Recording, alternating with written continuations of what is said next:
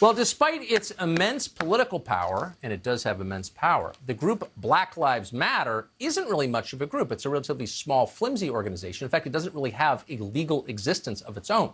Officially, the primary Black Lives Matter group is simply a project of another nonprofit called Thousand Currents. Now, why is this interesting? Well, it's interesting because the current vice chair of Thousand Currents is a woman called Susan Rosenberg.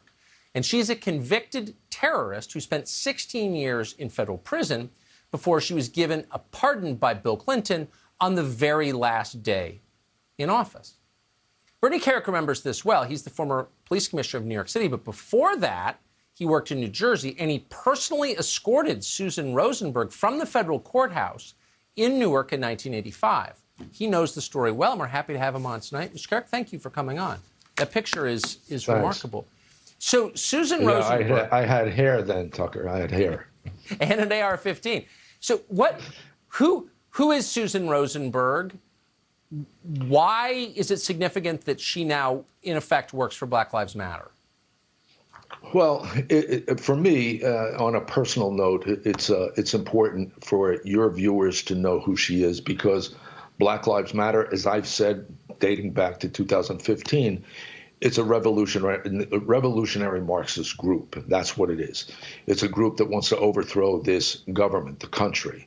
It's a group that its founders, its three founders, were inspired by a woman named Joanne Chesimard, who goes by an African name, Assata Shakur, who lives in exile in Cuba after she assassinated a New Jersey state trooper. She was involved in a number of bombings and executions of New York City cops, cops in San Francisco, and cops in New Jersey. That's who they are. That's what they're about. And when I tried to explain that to people over the last 2 or 3 years, they didn't get it. Now, in the last few weeks, we learned Susan Rosenberg is one of their fundraising gurus, let's say.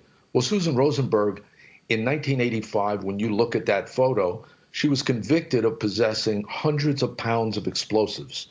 She was involved in the Brinks Nyack robbery, where 2 cops were killed and a security guard was killed. She was involved, her and her organization, the May 19th Communist Organization, they were involved in a number of police assassinations, bombings, the U.S. Capitol bombing, the Naval War College bombing, and a number of others in the United States.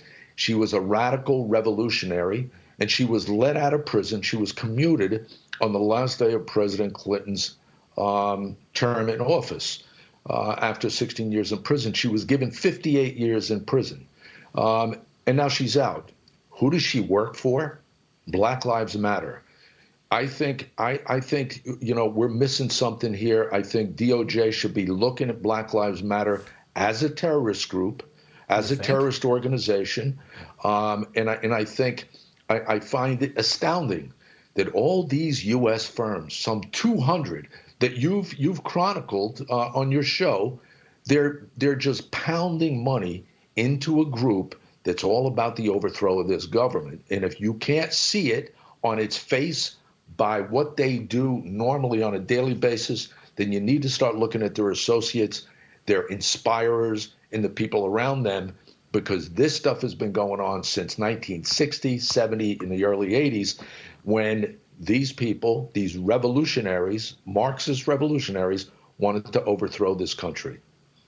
It's just amazing that all the rich ladies in Aspen and Greenwich think BLM is about ending racism, which obviously all of us are for, when in fact it's a revolutionary group. Maybe the U.S. government could take decisive action and by doing that, make it really clear that this is a terror organization.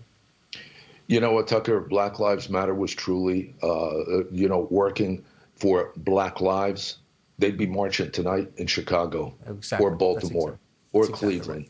And I can give you 20 other cities. No, I know. It's all nonsense. It is, and it's having the opposite effect, needless to say. Bernie Kerik, thanks so much for that. Great to see you tonight. Thanks, Tucker. Well, the science is absolutely clear, and it's not just